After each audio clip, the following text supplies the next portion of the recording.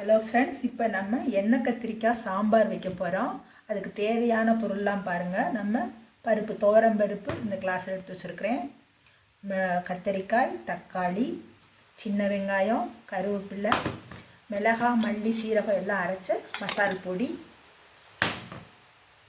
ஜீரகம், மஞ்சத்தூள், பூண்டு, பெருங்காயம், இது குடம்புளிங்க எல்லாம் எடுத்து வச்சுருக்கோம். இப்போ எப்படி வைக்கலான்றதை பார்க்கலாம். ஃபஸ்ட்டு பருப்பை நம்ம வேக வச்சுக்கிற போகிறோம்.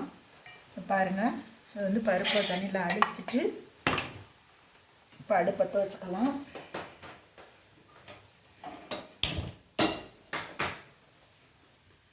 நான் இந்த கழனியில் தாங்க பருப்பு வேக வைக்க போகிறேன்.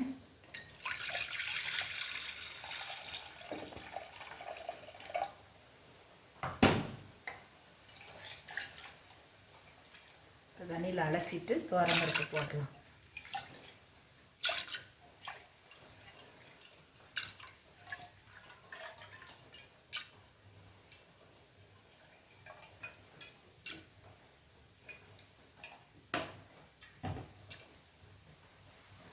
கொஞ்சம் மஞ்சத்தூள்,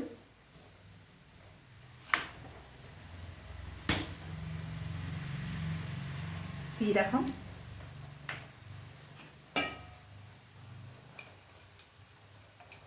பெருங்காயம், பூண்டு, நம்ம கொஞ்சம் விளக்கெண்ணெய் ஊற்றுறோங்க.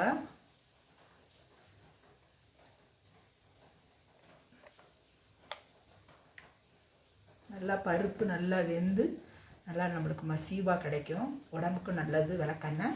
இப்போ நம்ம குக்கரில் மூடி வச்சுட்டு நல்லா 3-4 விசில் வந்ததுக்கப்புறம் நம்ம ஸ்டவ் ஆஃப் பண்ணிடலாம். அப்புறம் எப்படி வைக்கலான்றதை பார்க்கலாம். இப்போ பருப்பை வேக வச்சு எடுத்து வச்சுக்கிட்டோங்க. நல்லா வெந்துருச்சு. நம்ம விளக்கெண்ணெய் கொஞ்சம் ஊற்றினா நல்லா இப்படி வெந்துடும். இப்போ நம்ம அடுத்து கத்திரிக்காவை எண்ணெயில் வதக்கலாம். கத்திரிக்காய் பாருங்கள், கல்லெண்ணெயில் நறுக்கி போட்டிருக்கிறேன். அதில் இருக்க கரையெல்லாம் போயிடும்.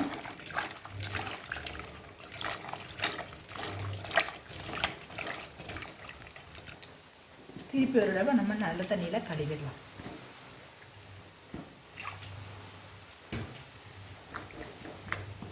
பாருங்கள், குக்கர் அடுப்பில் வச்சுருக்கிறேன்.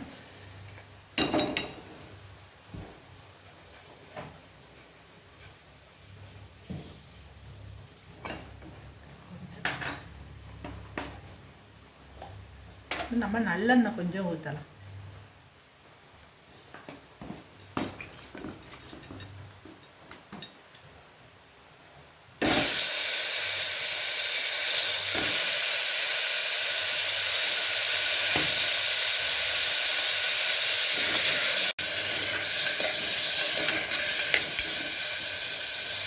இப்படி கொஞ்சம் நல்லா வதங்கட்டும். ஒரு நிமிஷம். இப்போ நம்ம தக்காளி பழம்,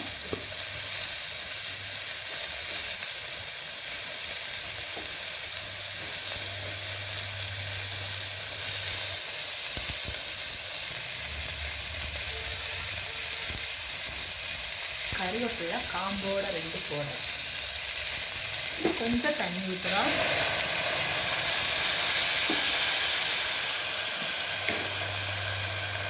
காய்க்கலவை 2 உப்பு, கொஞ்சம் உப்பு, தண்ணி போதும். நம்ம இப்போ குக்கரை மூடிவிட்டு ஒரு விசில் வந்தோடனே அதை தூக்கி விட்டு எடுத்துக்கிடுவோம்.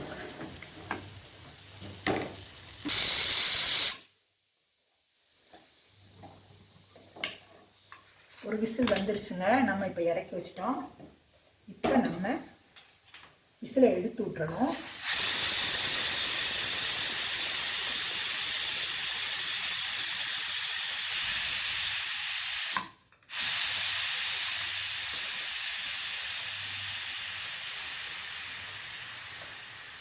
இப்படி ஸ்பூனில் எடுத்து விட்டு நம்ம அமர்ந்ததுக்கப்புறம் இப்போ திறந்து பார்க்கணும். பாருங்கள்,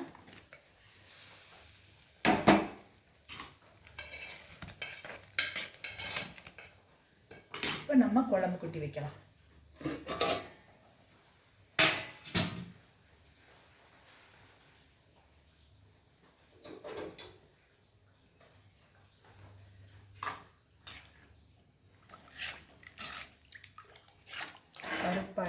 நல்லா வெந்துருச்சு.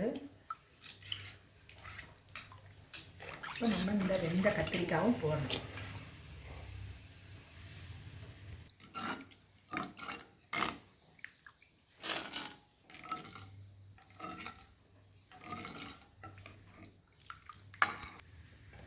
இப்போ நம்ம இந்த கத்திரிக்காயெலாம் போட்டு குழம்பு சாம்பார் கூட்டி வச்சிடலாம்.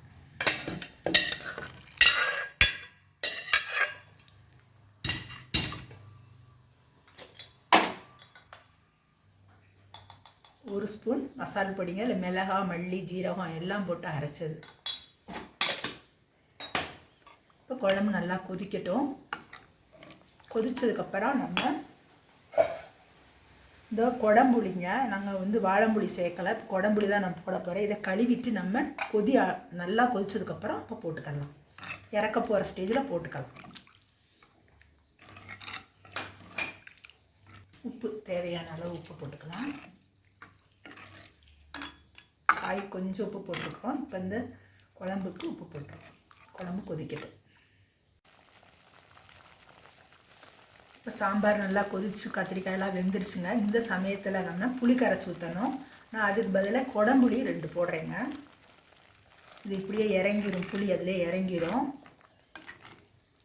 இப்போ நம்ம குழம்பை இறக்கி வச்சுட்டு தாளித்து விட்டுறலாம்.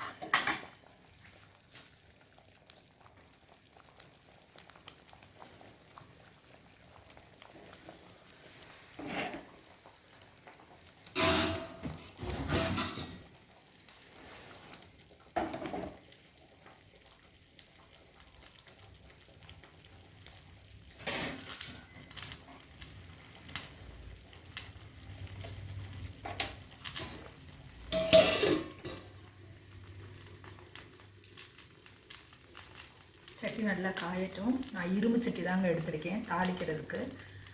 இரும்பு சட்டி யூஸ் பண்ணால் நல்லது. சட்டி காஞ்சிருச்சுங்க. நம்ம நல்லெண்ணெய் ஊற்றுறேன் தாளிக்கிறதுக்கு.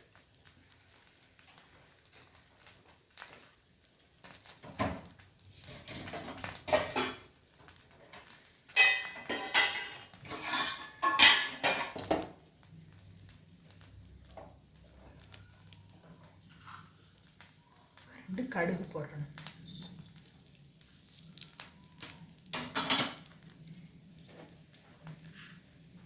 ரெண்டு வெந்தயம். கொஞ்சம் வெடிக்கட்டும். நம்ம அப்புறம் சீரகம் போட்டுக்கலாம். தீயை குறைச்சி சிம்மில் வச்சிடலாம்.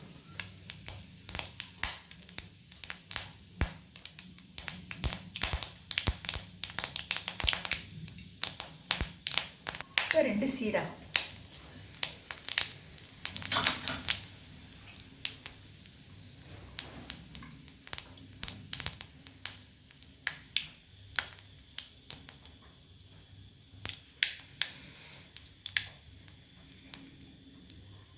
வெடிச்சிருச்சு. இப்போ நம்ம சின்ன வெங்காயம் பொடி பொடியாக கட் பண்ணி வச்சது போதும்.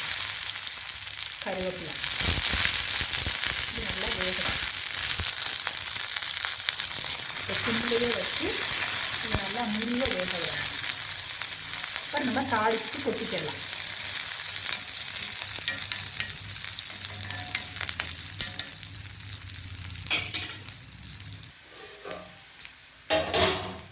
இப்போ நல்லா முறிஞ்சிருச்சுங்க.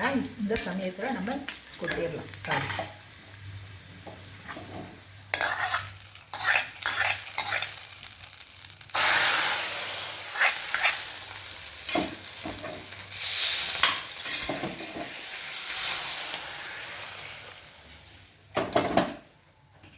நம்ம இறக்கி வச்ச கடைசியில் கொத்தமல்லி தலையை போட்டுடலாம்.